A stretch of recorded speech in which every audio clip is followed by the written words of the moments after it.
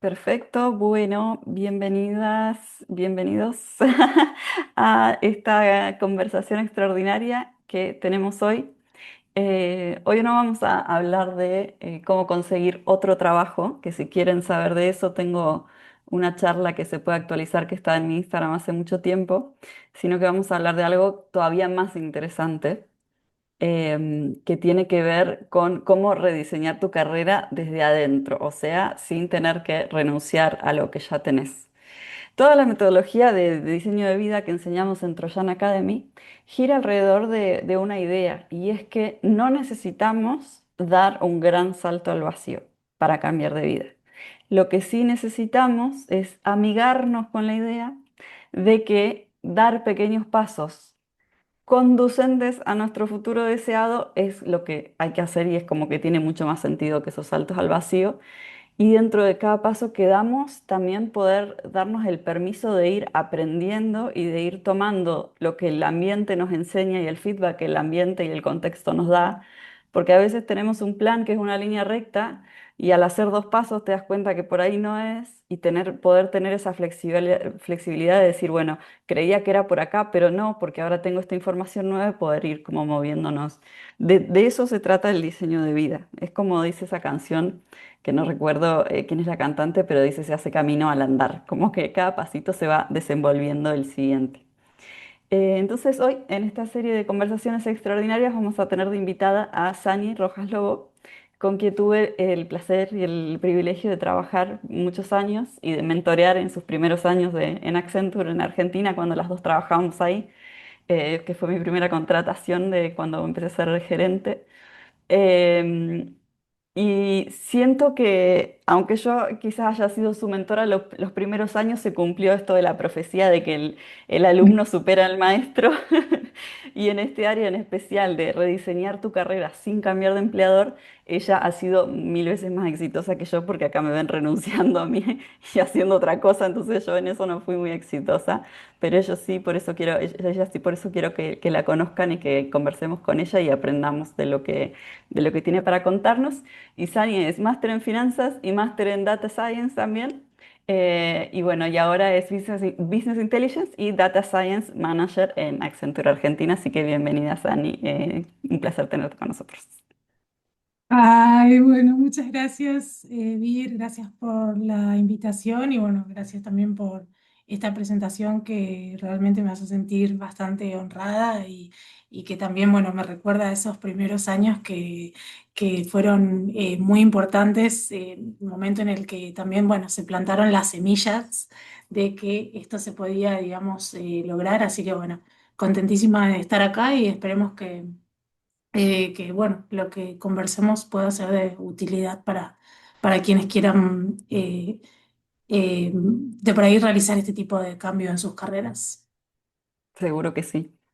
Contanos, en un principio, ¿qué estudiaste y por qué eras buena en eso, y cuál fue la razón por la que elegiste tu primer camino de carrera?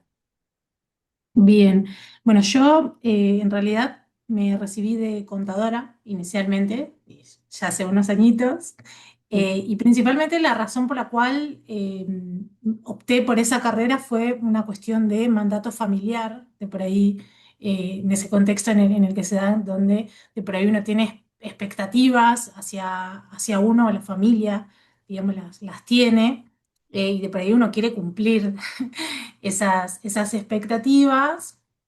Eh, bueno, principalmente ese fue, digamos, el motivo o la razón eh, por la cual opté por esa carrera. Pero la realidad es que por ahí, ya desde un inicio, me di cuenta que de por ahí no me apasionaba mucho o no era lo mío, porque estaba siempre, digamos, eh, como con una cierta fricción de por ahí era un tema que no lo disfrutaba, mismo en el colegio, porque arranqué no solo en la universidad, sino ya desde el colegio, en lo que sería el bachillerato técnico contable, y de por ahí, nada, yo me daba cuenta que había materias que me gustaban mucho más, matemática, física, química, biología, y después Casi teníamos cualquier cosa. cualquier cosa. Claro, pero después teníamos las materias puramente contables y era como, uy, bueno.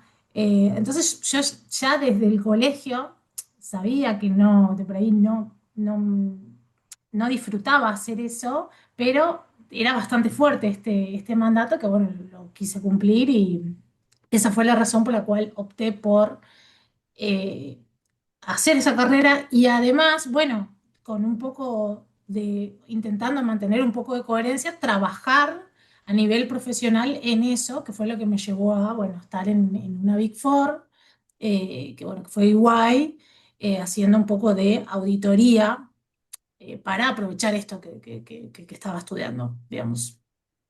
Bien, y bueno, o sea que la desconexión fue como permanente, o sea, nunca hubo una conexión con esta carrera. Pero ¿en qué momento dijiste, che, necesito empezar a hacer algo diferente porque esto ya no se sostiene más y ya no puedo caretear más, por el mandato no puedo caretear más mi día a día y mi alegría del día a día? Bueno, eso realmente fue antes ya de recibirme, porque yo había empezado a trabajar con EY a la vez, los últimos 3 años de mi carrera yo ya los había empezado a trabajar en EY haciendo auditoría y era lo mismo, o sea, la realidad es que de por ahí yo sentía bastante como angustia en el día a día trabajando de algo que realmente no me llenaba y eso que tampoco era precisamente contabilidad lo que hacía. Entonces ya, esto fue estando en Paraguay todavía. Y bueno, apenas me recibo, yo ya estoy alerta y pendiente a, bueno, ¿cómo puedo hacer para extender un poco más mi carrera sin tirar todo para abajo? Tratar de Ujú. construir un poco, tratar de ampliar el alcance. Y en ese momento fue que dije, bueno, tal vez ampliando un poco a finanzas o rotando a lo que sería toda la parte de, no sé, evaluación de proyectos, inversiones, capaz que me interesa un poco más. Entonces, en ese momento fue que estuve en la búsqueda de oportunidades y bueno, las Big Four siempre son de dar bastantes oportunidades. Ellos fueron los que me trajeron a Buenos Aires y me ofrecieron este cambio a lo que sería la debida diligencia financiera, Sí, due eh, diligence. que también es una especie de auditoría, pero mucho más sintetizada y Ujú. orientada a elementos financieros y me inscribí en la maestría de finanzas. Que bueno, o sea, la realidad es que estuvo interesante al inicio, digamos, empecé a conocer un poco los conceptos y demás, pero no tardó en volver esa frustración, ese deseo de decir, bueno, realmente esto no es para mí. Y se dio, te diría que casi durante el último año de la maestría que, bueno, nada, iba a trabajar sin ninguna motivación y con ganas de renunciar todos los días. Entonces Sí. ahí, ya desde ese momento, que bueno, nada, realmente tenía ese deseo de cambiar de trabajo y bueno, en un momento recibí la llamada de Accenture y bueno, era para hacer lo mismo, pero saliendo de lo que sería el mercado local a un poco un mercado más internacional, de por ahí con exposición a trabajar en inglés. Entonces ahí, bueno, dije, puedo Por seguir lo por menos este te daba un poquito de aire que cambiaba, no cambiaba tanto lo que estabas haciendo, pero cambiaba por lo menos el contexto, el tipo de equipo, el tipo de contexto. proyecto. Claro, y si bien me dio un poco de terror, y vos lo sabrás porque me entrevistaste vos, perdido por perdido, porque yo en ese momento, te soy honesta, estaba, o sea, todos los días era como, bueno, quiero renunciar e ir a trabajar a Starbucks, ¿viste? O a McDonald's, era como decir, bueno, em, pero también era consciente, como yo estaba sola, como expat, digamos, que nada, de por ahí no quería resignar lo que sería la porción o el plus que te pagan por trabajar en lo que es tu carrera, digamos. Claro, claro. Empezar de cero como que no era una opción porque uno llega tan lejos y estudia tanto y se esfuerza tanto y para ir a trabajar a Starbucks de nuevo seguramente no. Es muy interesante como, por eso me gusta como tanto tu caso y me gusta compartirlo porque es, bueno, sin abandonar los beneficios el estatus y el sueldo y todo, ¿cómo hago para transformar o para, como, viste, rediseñar esta posición que tengo para que se acerque un poquito más a mi carrera? Y ahora vamos a hablar de eso, pero contame en contraste cómo era tu día anterior. Bueno, te querías renunciar básicamente todos los días. ¿Y cómo es tu día hoy en términos de entusiasmo y de ganas de ir a trabajar y de los proyectos que estás encarando? Esto me parece, me encanta esta pregunta porque uno se da cuenta el domingo a la noche ya.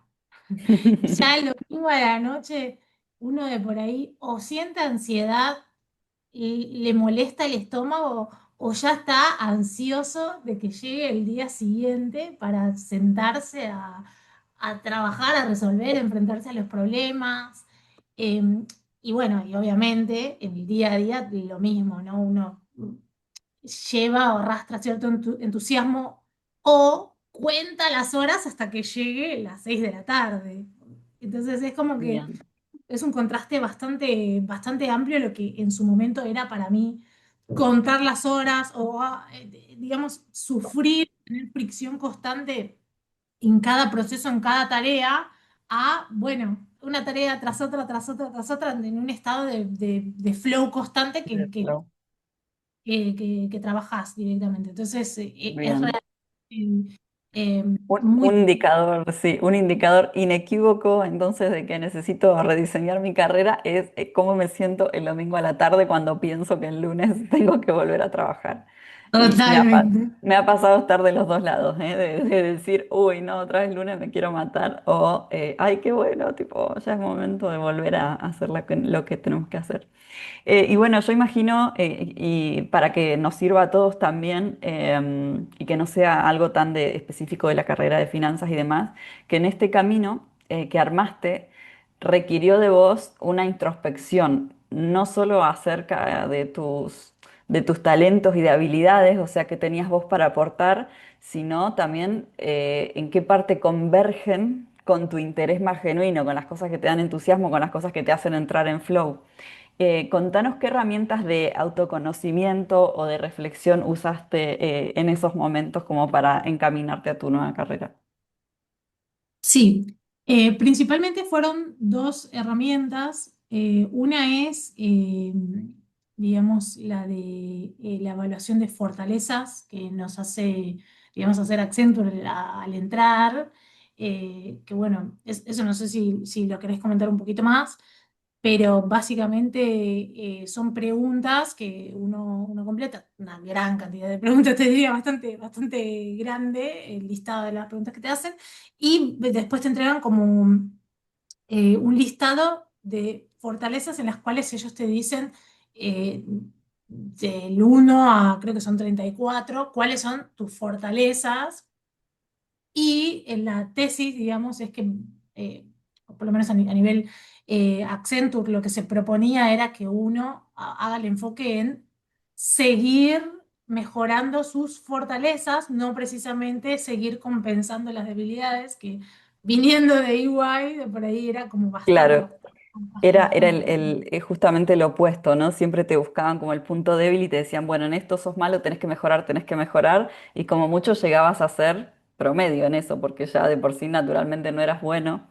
En cambio, el enfoque de las fortalezas de Gallup es ese, ¿no? Como identificar naturalmente para qué sos bueno, porque si alimentas eso, entonces puede ser extraordinario, como tener ese changüí. Y esta herramienta el Strength Finder se llama de Gallup, es pago y se lo venden a corporaciones, pero hay algunas herramientas que son parecidas en términos de encontrar fortalezas como Myers-Briggs y otras de test de personalidad, que hay un artículo en el blog de Troyana que lo voy a mandar después por mail, para que también los que están escuchando puedan acceder y decir, bueno, si no puedo pagar Gallup, ¿cómo puedo acceder a mis fortalezas y tener ese autoconocimiento también?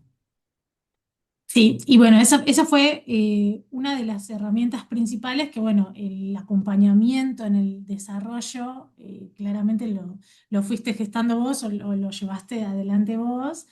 siempre empujándome a, bueno, identifiquemos una fortaleza, trabajemos o pongamos prioridades que estén relacionadas a esta fortaleza y después veamos cómo nos sentimos al respecto. Entonces, ahí hicimos un trabajo, digamos, bastante, te diría, fueron varios años, en los que de por ahí, e incluso yo te diría, cuando yo recibí el resultado del reporte de fortalezas, de por ahí habían fortalezas que, incluso la primera, la segunda, que yo las leía y no, realmente no, como no lograba identificarme a mí misma, no No te las entendía, apropiabas. claro, no entendía de dónde salía o por qué. Entonces ahí agarramos un par que estaban, creo que eran como las seis, las siete, y bueno, las fuimos trabajando, que eran como las que, bueno, sí, más o menos me suenan. Pero a lo largo de los años y de ir trabajándolas, es donde me fui realmente viendo y revisando y dando cuenta de decir, ah, es verdad, o sea, las cosas que fuimos logrando y las cosas que podría lograr y reconocerme a mí misma en ese reporte. Así que digamos que fue un proceso relativamente extendido en el tiempo de autoconocimiento en términos de fortalezas. Esa sería como la primera herramienta. Y la segunda herramienta, y le llamo herramienta porque, bueno, en Occidente se transformó en una herramienta, pero en realidad es un concepto japonés. En Japón, para Japón ellos no lo toman como una herramienta, para ellos es simplemente como lo que sería el concepto del Dharma o del propósito Del propósito, sí. El de vida Ikigai.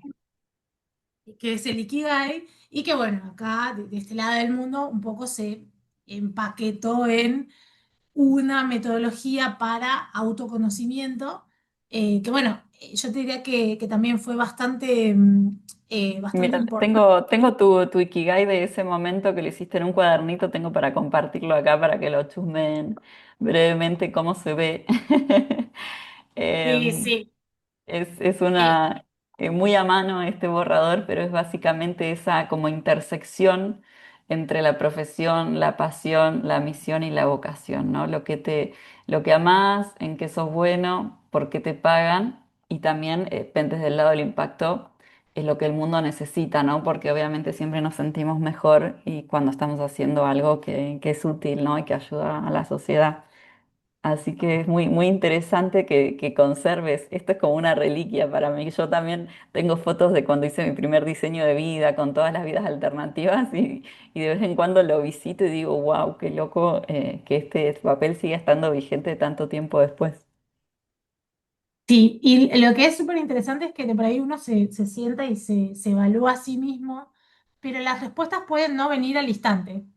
Digamos, de hecho, desde de por ahí, esto recuerdo haberlo completado más o menos por el 2018 y estuve un año y medio dándole vueltas hasta descubrir justo las que están encerradas en cuadros, que son estrategia y visualizar, que justamente son las que me dispararon el hecho de que de por ahí puede ser que mi pasión o mi propósito esté en la visualización de datos. Claro, Entonces, además uno va, cuando hace ese ejercicio, va primero a lo muy básico. ¿Qué te gusta? Y los perritos, los gatitos. Bueno, viste, pero hay que ir un poco más profundo porque quizás no es la primera respuesta que viene, sino un poco o sea, lo que converge es un poco más profundo. Para que converjan las cuatro cosas tiene que ser algo más profundo y bueno, en ese caso lo encontraste como un tiempo después de revisarlo. ¿Y volvías a este borrador en algún momento como un par de años después volviste a este borrador? O sea, ¿te servía de guía o lo tenías ahí como archivado y de vez en cuando lo encontrabas y decías, uy, qué loco, esto sigue vigente? volvía constantemente al inicio y bueno, obviamente después con el tiempo ya fue quedando como archivado una vez que ya como encontré el caminito de qué puede ser lo que me guste, eh, ya después ya quedó archivado, pero sí, fue un proceso bastante vivo al inicio, de Ujú, qué como lindo. Bueno, cuando constante hacemos repaso. diseño de vida también es así. Hay un proceso como creativo y de ideación y antes de eso de autoconocimiento para poder obviamente alimentar a la creación. Pero no es que el día que ideas ya tenés el camino decidido, al contrario, como también tiene mucho que ver con ir probando, ¿no? Porque lo que creemos que queremos, justo hablábamos de esto antes de entrar, muchas veces lo que creemos que queremos es lo que tiene el otro, o lo que es socialmente aceptado o socialmente celebrado tener, pero no tenemos tanta introspección como para saber qué realmente queremos nosotros o qué nos conduce a nuestra felicidad individualmente, como ser único. Entonces está buenísimo tener esos como procesos como vivos y darles tiempo a que respiren y a que evolucionen. Y hablando como de qué vino primero, si el huevo o la gallina. Vos, para este nuevo trabajo que tenés ahora, ¿diseñaste un rol que incluyera tus intereses y talentos? ¿O podés decir que desarrollaste primero los intereses y talentos y de eso surgieron oportunidades que te permitieron crear este nuevo rol? Sí. Primero, realmente fue todo este proceso digamos, de autoconocimiento y decir, ah, bueno, puede que yo disfrute de hacer visualización de datos. Entonces ahí me empecé a meter como a cursos, a intentar practicar, a darme cuenta de que sí, que realmente disfruto haciendo esto, realmente eh, podría llegar a ser buena si sigo practicando. Realmente la gente lo podría aplicar, o sea, identifico aplicaciones en distintos contextos de negocios y después estar atenta a encontrar esos contextos en los que si los aplico a alguien le sirve.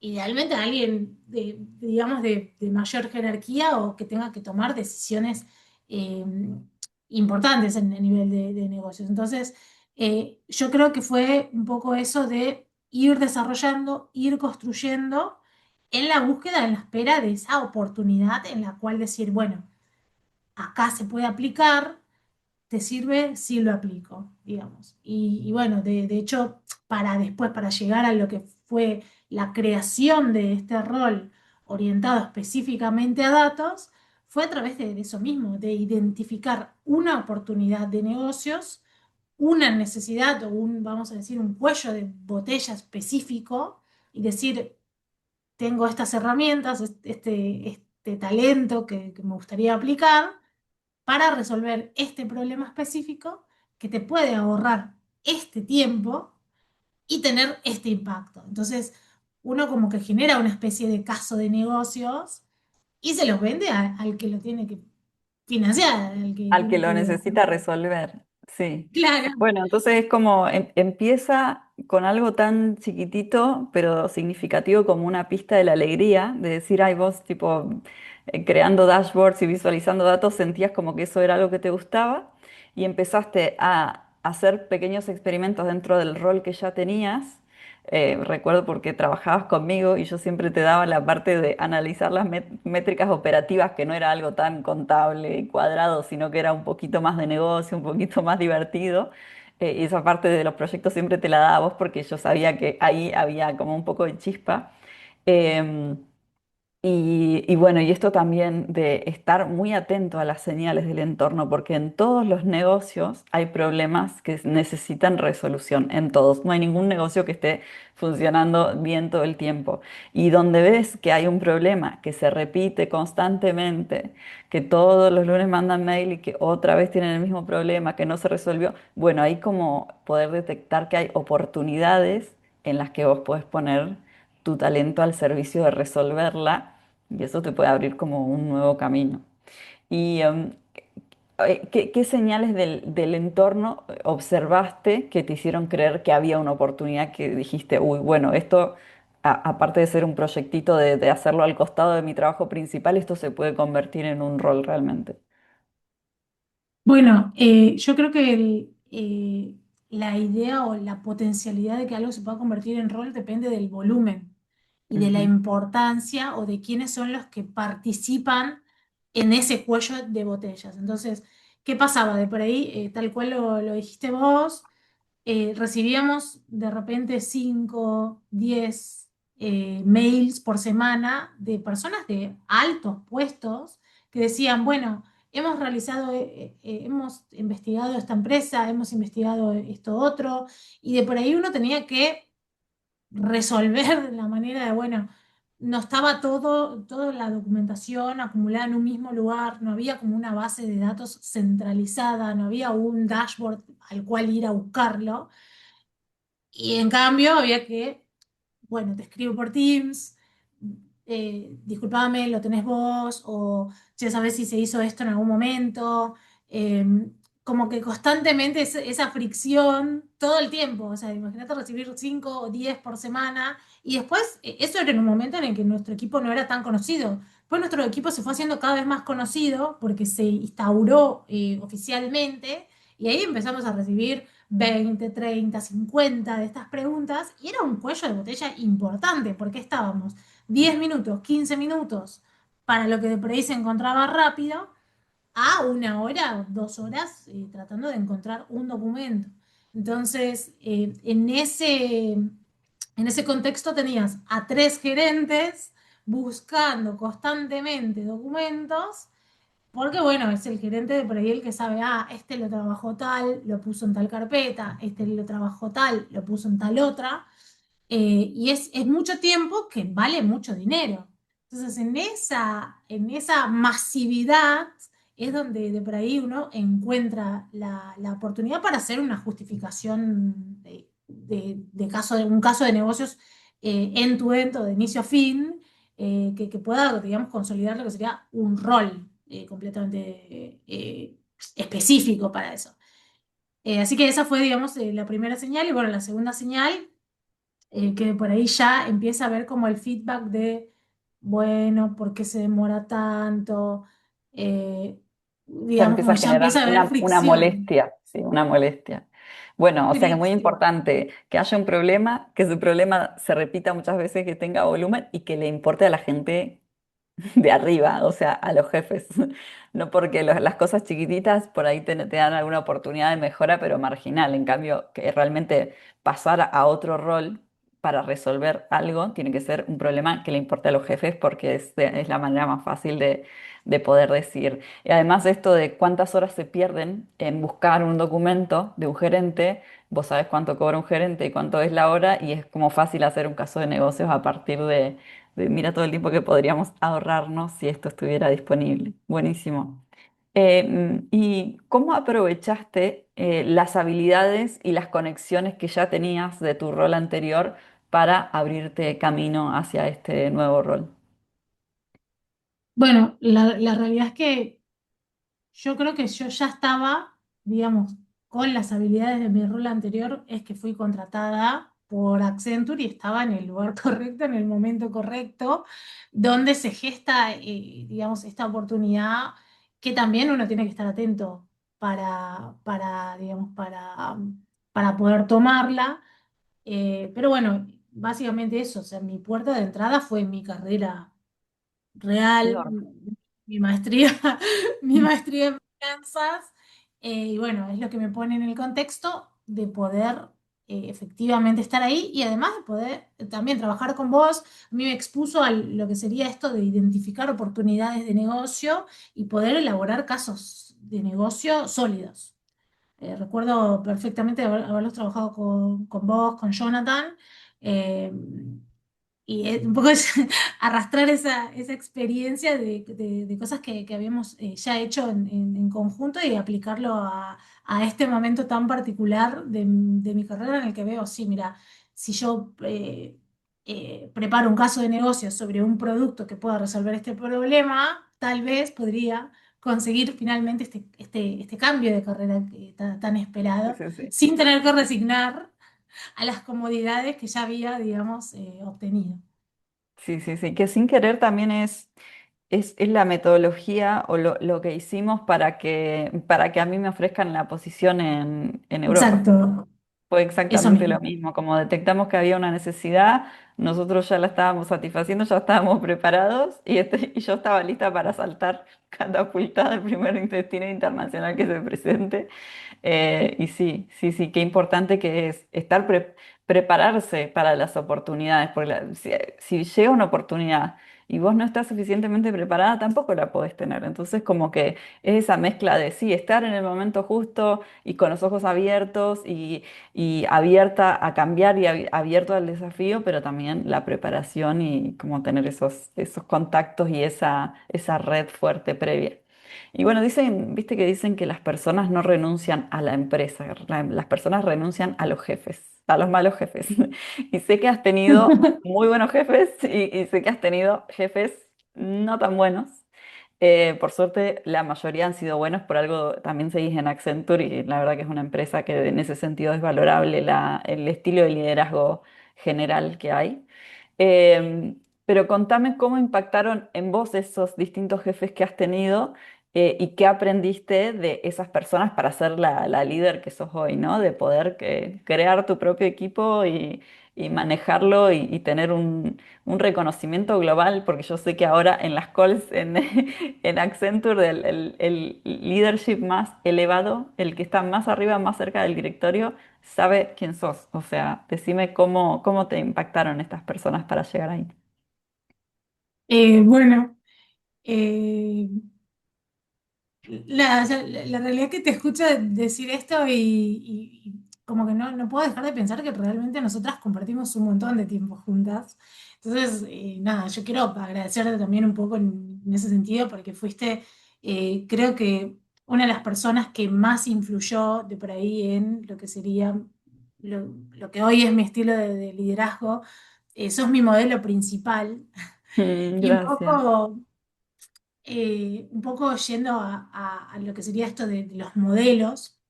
En mi caso, el- si bien uno, digamos, puede tener un jefe de un cierto estilo o de otro, lo que yo siempre estuve atenta es en realidad no siempre, en realidad después de entrar en Accenture y de entender un poco la dinámica y el potencial de las fortalezas, de entender o tratar de ver cuáles son las fortalezas de la persona que tenés, que te está guiando o que te está liderando, y poder absorber y aprender eso es lo que esa persona tiene fortalezas. Entonces yo a vos te veía realmente vamos a decir, con un conjunto de fortalezas bastante amplio y con bastantes talentos y con mucha confianza en vos misma.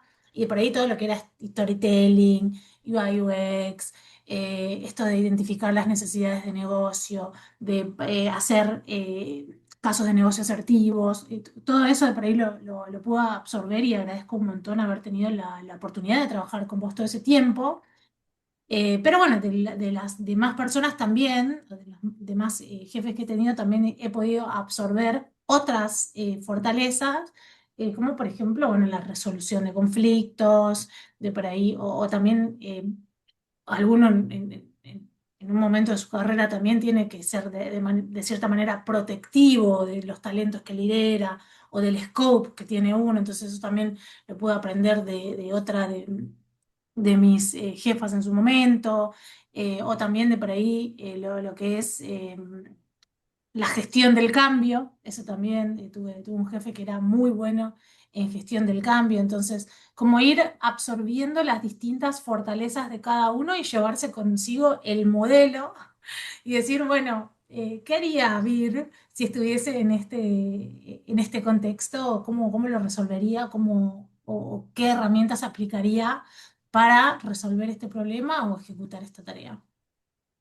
Sí, tener distintos estilos de liderazgo de modelo, aunque a veces no sea exactamente el estilo de liderazgo que nosotros ejerceríamos porque nuestra personalidad es distinta, está bueno y es muy enriquecedor, es muy enriquecedor. Yo he tenido también jefes de todos los estilos, algunos mucho más diplomáticos y otros mucho más workaholics y otros mucho más nada. Y todos me enriquecieron como de la misma manera. A veces los buenos y los malos también, porque de los malos uno también aprende a decir, ese tipo de líder no quiero ser. Ese tipo de líder no voy a ser yo y de ahí también nos nutrimos. Y hablando un poco sobre los miedos y las creencias, que son estas cosas que limitan a la mayoría de las personas cuando llega el momento de rediseñar una carrera y rediseñar una vida, ¿Cuál fue el obstáculo más importante que enfrentaste durante este proceso de rediseño de carrera? Bueno, realmente yo creo que el obstáculo más importante que a uno siempre le acompaña es de por ahí el síndrome del impostor o el miedo a decir, bueno, ¿será que realmente lo puedo lograr? ¿Será que yo puedo hacerlo? La duda sobre uno mismo, digamos, que, bueno, eso también lo hemos trabajado bastante y que uno de por ahí ese mito, esa limitación la rompe efectivamente enfrentándose a ese miedo, es decir, proponiéndose para hacer algo y hacerlo. Entonces, cuando efectivamente lo haces, te das cuenta, ah, yo puedo hacerlo, pude hacerlo, y ahí un poco rompes con el mito. Yo creo que esa fue, digamos, el miedo más importante, como decir, bueno, ¿será que lo puedo hacer? ¿No será que puede salir mal? Y sí, puede salir mal, pero bueno, hay que Pero enfrentarse por ahí a los miedos y, lo voy a intentar, sí, sí, sí. Uno de estos principios de diseño de vida es el sesgo a la acción. De decir, bueno, ideas tenemos todos y las ideas todas parecen maravillosas, pero hasta que no las enfrentas con la realidad, no sirven de nada y no producen nada y no cambian nada. Entonces, ese poder llevarlo a la práctica y decir, animarse a equivocarse o a animarse a fallar también, porque fallar no es más que aprender. Es difícil crear algo complejo o crear algo que no existía sin fallar o sin equivocarse en el medio, porque no funciona así la realidad. Te voy a decir algunas creencias también que escucho cuando viene la gente a rediseñar su vida y decime si has tenido alguna también de estas y cómo la enfrentaste o cómo la superaste. Esto de, bueno, ya invertí tantos años en contabilidad, hice una maestría en finanzas, ya invertí demasiado como en este camino para cambiar. ¿Eso lo sentiste en algún momento o era tan grande tu certeza de que ese no era tu camino que con miedo y todo seguiste para adelante? sí, a ver, justamente, bueno, eso es lo que me hace buscar oportunidades dentro, como dar pequeños pasitos o pequeños movimientos laterales en vez de un gran cambio o empezar de cero, porque bueno, nada, yo ya había invertido un montón, no quería relegar o perder todo eso que yo ya había construido. Ujú, Entonces, en mi cabeza era, bueno, ¿qué hago para construir encima? ¿O qué le agrego por demás a lo que ya tengo para de eso poder monetizarlo? Porque si por ahí yo volvía a arrancar, tenía que relegar un montón de comodidades que yo un poco ya había, digamos, gestionado. Y también, bueno, el hecho de también estar uno solo en otro país te hace decir, bueno, no es lo mismo de por ahí relegar la mitad de tu sueldo si claro, tenés casa, volvés a la casa de tu madre. claro, volvés a la de tus viejas y está todo bien, y te conformás con, no sé, te comprarás menos cosas, pero digamos no era mi caso, entonces eso fue, digamos, una de las cosas que tuve que tener en cuenta y que obviamente me pesó, pero también a su vez, eso mismo es lo que te lleva a buscar el cambio, porque cada vez, cada día, se, ¿cómo se dice? Va aumentando ese disconfort.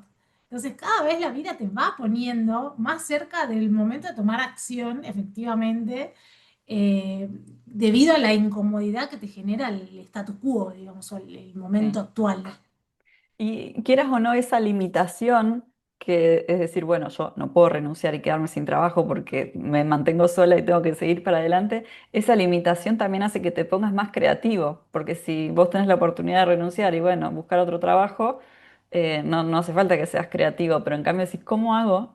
Manteniendo mi trabajo, manteniendo mi sueldo, manteniendo mi estabilidad, para hacer que esto me interese, me dé alegría todos los días, que es nada, es un camino muy interesante, sobre todo para los que vivimos muchos años o que todavía viven en Argentina, que no es cuestión de renunciar y ver qué querés hacer, o sea, no tenés seguro de desempleo, no tenés ningún tipo de red. Entonces está bueno pensarlo de esa manera. Y hay otra creencia que limita mucho a la gente y es que tengo que tener todo claro antes de moverme. O sea, si me voy a mover hacia un lado, tengo que estar 100% seguro qué es lo que quiero y no sé lo que quiero. Mucha gente no sabe lo que quiere. Cuando vos empezaste a hacer ese caminito, ¿cuánta claridad tenías realmente de que tu carrera, tu nueva carrera iba a ser Data Science? Y la realidad es que ninguna. Cuando, cuando me empecé a plantear o cuando hice lo de, bueno, lo del Ikigai, no tenía idea. No sabía qué era lo que me gustaba, qué era lo que disfrutaba hacer. No sabía si iba a poder cambiar, menos sabía que iba a poder cambiar dentro de la misma empresa. Entonces, como que realmente no tenía ninguna certeza de que ese iba a ser el camino, pero sí sabía que tenía que identificar mínimamente un norte o algún lugar al cual apuntar, algo a qué aspirar, para decir, bueno, voy para ese lado, digamos. Bien. Y La razón por la que sabía que tenía que tener un norte era porque, digamos, mi mentora favorita lo decía siempre, ¿no? Una vez que vos sabés cuál es tu norte, podés efectivamente tomar decisiones que te acerquen a él. tal cual. No, como que no sabemos exactamente a dónde vamos a llegar, porque eso es lo que es incierto, pero sí sabes que en una dirección es conducente a tu felicidad. Eso es muy claro cuando empezás a caminar en ese camino, vos decís, acá sí es. Entonces la certeza no es si voy a llegar a crear mi propio rol y a tener mi propio equipo. O sea, eso fue como se fue dando gracias a todo lo que hiciste. Se fue dando como, ¿cómo se dice? Bueno, como de añadidura a lo que estabas haciendo o por lo que estabas haciendo, pero como qué importante que es aunque sea poder identificar ese norte y empezar a dar pasitos hacia ahí, porque eso ya, aparte, cada pasito que como que va funcionando, le vas encontrando la vuelta, también te energiza, entonces se vuelve como se retroalimenta tus ganas de seguir aprendiendo, de seguir creciendo, que eso nunca te pasa cuando tu trabajo no te entusiasma, eso nunca te pasa. Entonces, en esos trabajos que no te entusiasman, por más que vos tenías obviamente la capacidad intelectual para seguir en contabilidad y finanzas toda tu vida, de hecho hiciste una maestría, conseguiste trabajo de eso, emigraste con un trabajo de eso, esa falta de entusiasmo y esa falta de amor y de pasión por eso, es probable que no te hubieras llevado tan lejos como te llevó este camino en donde sos mucho, mucho más feliz.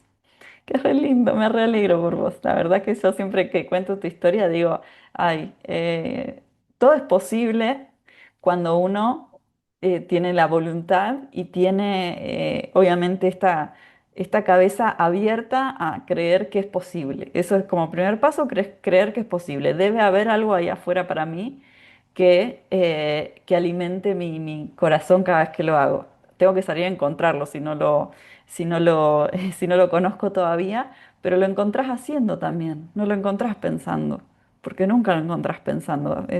Esa realización de que eso te da alegría y te da entusiasmo solamente la tenés haciendo, por eso es el sesgo a la acción que tanto como machacamos.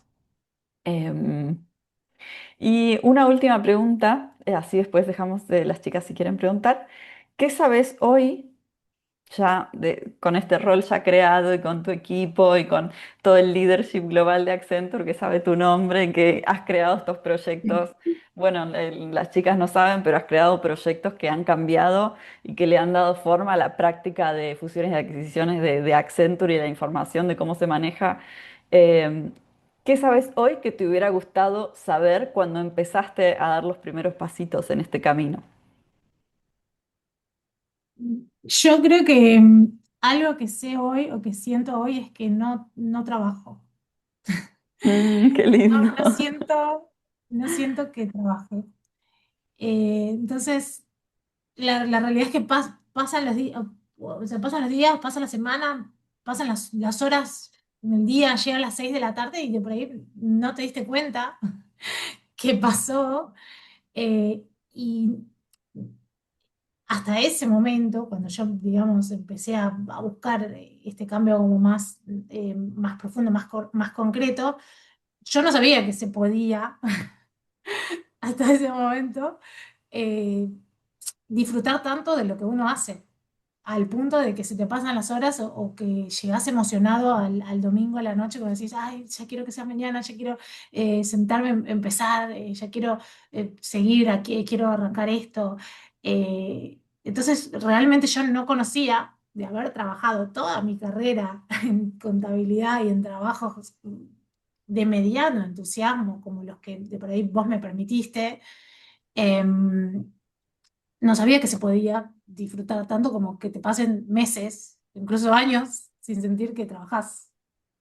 Qué fuerte. Entonces, si hubiese sabido eso, lo hubiese intentado más rápido. Bien, bien, bien. Me gusta como aprendizaje, que es eh, que eso está ahí afuera, que existe y que mientras antes te pongas a buscarlo y a probar, mejor. De hecho, bueno, para cerrar todo lo que hablamos hoy, ¿no? Carrera, dirección, qué sigue, qué pasos tomar, cómo hacer experimentos, cómo no dar saltos al vacío, sino pequeños pasos. Todo esto es lo que trabajamos en el curso de Diseña tu vida de Trojan Academy, que son 6 módulos que podés hacer en tu tiempo, porque es asincrónico, lo puedes hacer en cualquier momento. También tiene como 2 momentos de mentoría uno a uno conmigo para refinar las distintas posibles vidas, para refinar también los prototipos, los experimentos. Y es un curso que tiene esto, que muchas veces queremos cambiar, pero no sabemos ni por dónde arrancar o tenemos muchos miedos que nos bloquean. Bueno, el curso es un paso a paso de autoconocimiento, el proceso creativo que requiere contemplar muchas posibilidades, abrir y después esto de poder cerrar y decir, bueno, de todas las posibilidades que hay, cuáles son las que voy a probar, en cuáles voy a avanzar estos pasitos para ver si me están conduciendo o no a esa felicidad de largo plazo. Y en las próximas semanas voy a hacer 2 webinars donde explico el método completo del curso y también un buen repaso de todas estas creencias limitantes y todo lo que necesitas saber para animarte a rediseñar tu vida.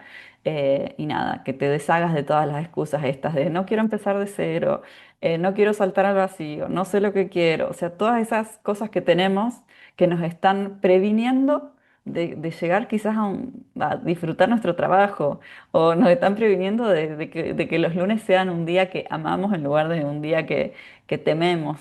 Entonces, les voy a dejar acá y también lo voy a dejar en el link cuando los tengamos subido a YouTube para registrarse en esos webinars, que esos son gratuitos. Agradezco mucho entonces que hayan estado, que me alegro que les haya servido. Ojalá que las personas que lo ven en diferido también hayan podido sacar mucho valor de esto. Yo estoy segura que sí. Y nada, te agradezco, Sani, porque sé que fue una semana difícil y a pesar de todo, te preparaste y viniste y nos compartiste como mucho, mucho, mucho conocimiento, mucha sabiduría, ¿no? Siempre digo como esa sabiduría del que la vivió no se compara con el que la leyó en un libro. Em, y también inspira, ¿no? Que una persona vea que existen otras posibilidades porque alguien más lo hizo antes.